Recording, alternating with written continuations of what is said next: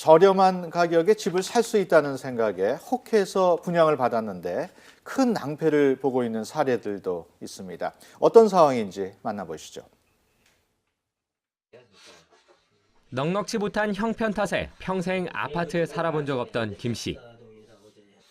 드디어 지난해 봄 계약금 2,500만 원을 내고 아파트 한 채를 분양받았습니다. 뭐 주변 시세보다 1억 싸다. 멀어서 기가 막히게 해놨고. 그리 큰 집은 아니었지만 실용적인 설계에 주변 시세보다 가격까지 저렴해 그의 마음을 단번에 사로잡았습니다. 안내하는 사람들이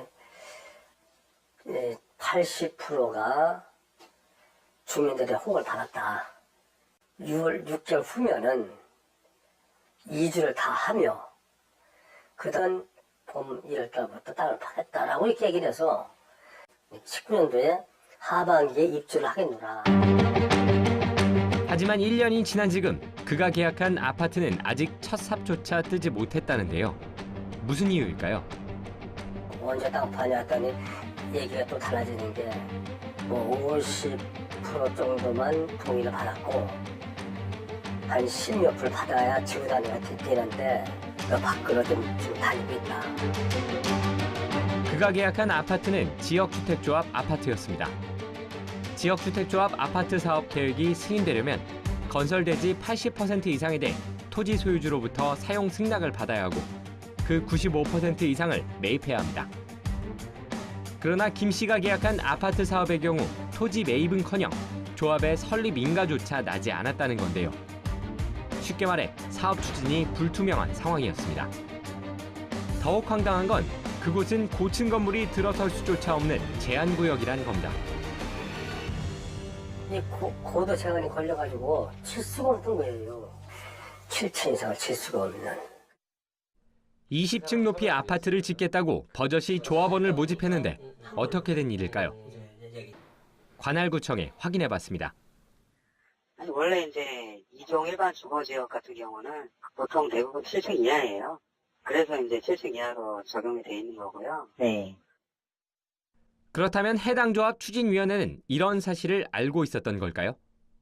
이제 일반 주거지역은 우리가 접수하게 되면은 용적률 완화를 바라고 20층까지 지을 수 있는 그런 내용이 나옵니다. 그래서 거기까지는 저희가 다 기본적으로 다 확인이 된 바고요. 현실적으로 이 상황에 갈 수 있는 모든 그런 내용들을 갖다가 만들어놨기 때문에 문제가 없습니다. 아직 행정적인 절차를 밟지 않았을 뿐 서류만 접수하면 사업 추진에는 문제가 없다는 건데요. 하지만 지자체 입장은 크게 달랐습니다. 그 토지의 종을 변경하는 건 신청이 들어왔을 때 몇 달 안에 가능한 건가요?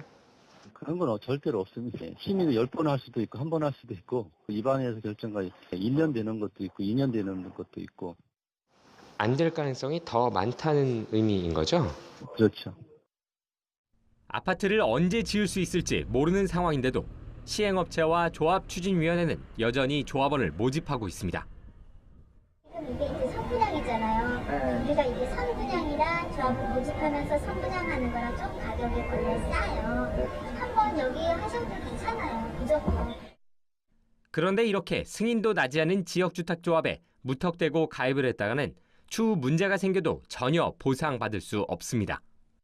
계약금 납입한 거 따로 보장받을 수 있는 방법이 없는 거예요? 그거는 없습니다. 그거는 타인 간의 그냥 그 조합 계약일 뿐이고 사실은 아직까지는 사업 주체의 요건을 갖추지 못하고 사업 시작도 못한 것이잖아요. 그죠?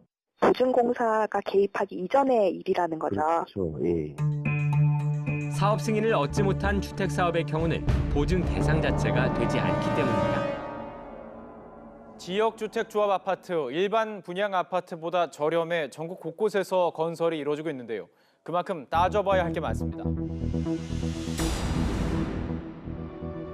문제는 이같이 사실상 무자격 조합이 조합원을 모집하고 분양에 나서는 게 불법이 아니라는 겁니다. 주택법상에 이제 그게 열려져 있기 때문에 서울시는 지역조합 제도를 좀 개선을 해라. 그래서 그런 부분을 지적을 했는데도 그 제도가 아직 안 바뀌었어요. 그렇죠. 법적으로는 열려 있죠. 이 때문에 불확실한 장밋빛 청사진만 내세워 서민들을 현혹해도 막을 방법이 없고 관련 피해도 속출하고 있습니다.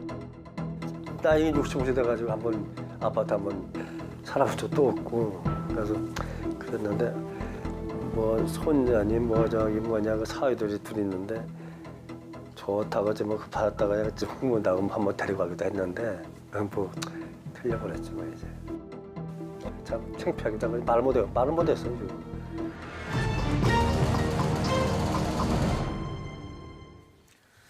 모델하우스도 보고 계약금도 냈지만 언제 지어질지 알 수 없는 아파트. 정말 막막할 텐데요. 서 교수님, 그 지역주택조합 아파트 어떤 개념인지 좀 설명을 해주실까요? 예, 주택조합은 무주택자의 주택 구입이 어려워진 점을 고려해서 1977년에 도입된 제도로서 조합원 본인이 직접 아파트를 건축할 수 있도록 허용한 제도입니다. 예. 이것이 1990년대 말부터는 뉴타운, 재건축 사업 등이 부상하면서 관심에서 멀어졌었습니다. 그러나 최근 주택관계가 살아나면서 이 조합 사업장이 늘기 시작했고 이는 대부분의 사업장이 도심에 위치하고 있어 입지가 좋고 조합원 자격을 얻기가 쉬워서 지금 관심을 많이 끌고 있는 상태입니다. 예. 예, 지역주택조합은 조합의 자율성과 책임을 전제로 하는 만큼 주택 건설에 필요한 모든 절차를 직접 수행해야 한다는 점입니다. 예. 조합원들이 이 돈을 모아 땅을 사고 건축 계획을 세워 승인을 받는 등 이런 일련의 일을 추진해야 한다는 점이 어려운 점입니다.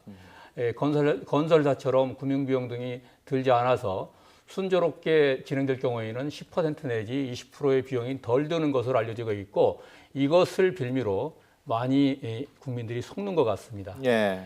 그러나 실제로는 토지 매입의 지연이라든지 건축 계획의 변경 등에 따라서 사업이 지연되는 경우가 일반적이고 이로 인해서 발생하는 추가 분담금 때문에 많은 갈등이 발생하고 있습니다. 그 밖에도 조합의 비전문성으로 인해서 생기는 시행착오, 예. 그다음에 업무 대행사의 난립 등으로 인한 피해도 많이 겪고 있습니다.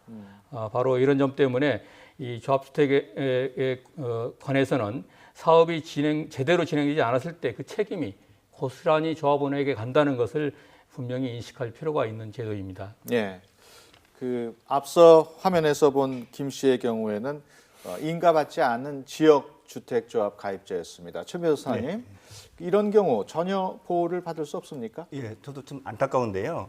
아파트를 분양받기로 하고 미리 계약금이나 중도금을 납부한 상태에서 중간에 사업 주체가 부도가 나면 분양을 받는 소비자들은 피해를 볼 수밖에 없습니다. 예. 이러한 상황이 발생하더라도 소비자들이 피해를 입지 않도록 주택도시보증공사가 대신 시공을 승계하거나 손해금을 물어주도록 하는 제도가 바로 분양보증인데요. 이 지역주택조합은 조합이 설립되어야 사업 주체의 지위를 갖기 때문에 보증회사와 보증계약을 맺을 수 있는데 대부분의 피해가 나는 사례들은 아직 지역주택조합이 결성되기 전이기 때문에 이 보증 자체의 계약이 이루어지지 않는 것입니다. 네. 그 취재를 하면서도 가장 그 피해 관련 제보가 많았던 부분이 바로 이 부분입니다. 그러니까 예. 인가가 나기 전에 지역주택조합과 관련된 내용이었는데요. 저희 취재진도 실제로 피해 규모가 얼마나 되는지를 파악하기 위해서 여기저기 관련 통계를 좀 찾아봤지만 예. 아무것도 찾을 수가 없었습니다. 왜냐하면 조합 전 단계에서는 신고나 허가 의무가 없기 때문에 당연히 통계를 찾을 수가 없었던 상황입니다. 예. 특별한 규제 없이 사업을 진행할 수 있다. 이런 현실이 피해를 더 크게 만들고 있는 것 같습니다. 예. 지역주택조합이 얼마나 많은지 통계조차 제대로 잡히지 않고 피해자만 계속 늘어나고 있는 상황인데요. 최 변호사님, 네. 이 지역주택조합 추진위원회가 조합원을 모집할 때 그 신고할 의무는 없는 겁니까? 예, 사실 이 지역주택조합이라는 것이 아까 교수님 말씀하신 것처럼 일정한 지역 내에 거주하고 있는 무주택자이거나 전용 면적 85제곱미터 이하의 주택 한 채를 소유한 서민들이 내 집 마련의 꿈을 이루기 위해서 도입된 제도인데요. 가장 큰 특징이 일반 아파트나 재개발, 재건축 아파트에 비해서 국가의 개입 요소가 매우 적다는 점입니다. 네. 그러다 보니까 사업 성공률이 20%에 머물 정도로 매우 낮고요. 이 때문에 지역주택조합원이 되었다가 피해를 입는 사례가 매우 많습니다. 지금까지는 조합원을 모집할 때 특별히 관청에 신고할 의무가 없었기 때문에 무분별하게 조합이 설립되어 왔는데요. 올해 6월 3일부터 조합원을 모집하려면 관청에 반드시 신고하도록 법이 개정되었습니다. 예. 그런데 그러다 보니까 이제 기존에 있던 지역주택 조합원들에게는 소급 적용이 안 된다는 문제점이 있고요. 예. 또 그리고 이렇게 신고를 안 한다거나 아니면 무분별하게 설립되더라도 달리 처벌 규정이 좀 이렇게 잘 마련이 되어 있지 않기 때문에 예. 이게 실효성이 얼마나 있을지는 좀 지켜봐야 할 것 같습니다. 예. 그렇다면은 지역주택조합이 인가된 경우에는 조합원들이 제대로 보호받을 수 있습니까? 네, 그 부분 제가 좀 말씀드릴 수 있을 것 같은데요. 네. 그 현재 상황으로 말씀을 드리면 보호받을 수 있는 장치가 없는 상황입니다. 예. 조합 사업에 일반 분양 형식으로 참여하는 사람들은 보증공사에서 보증을 해주는 장치가 존재를 하는데요. 예. 하지만 조합원들은 이 대상에서 제외되는 상황입니다. 예. 사업 주체로 판단되고 있기 때문이죠. 문제는 이뿐만 아닌데요. 아까 이제 최 변호사님께서 말씀도 하셨는데 지난 2005년부터 2015년 사이에 인가가 난 지역주택조합이 155개였는데요. 이 가운데 실제 입주에 성공한 비율은 20% 수준에 불과했습니다. 예. 보호 장치도 전혀 없는 상태인데다 사업이 제대로 추진되는 경우도 많지 않다 이런 의미입니다. 이처럼 피해가 커지자 지난해 서울시 등 지자체에서 국토부에 지역주택조합을 폐지해달라라는 건의를 하기도 했는데요. 저희가 확인해 본 결과 국토부는 낮은 가격으로 내 집 마련이 가능하다. 그리고 그런 여러 가지 장점들이 있는 만큼 유지를 하면서 개선해 나가겠다. 이런 입장을 밝히고 있었습니다. 예. 지역주택조합제도는 선분양제도 하에서 만들어졌기 때문에 선분양제가 사라지면 당연히 없어질 문제겠습니다.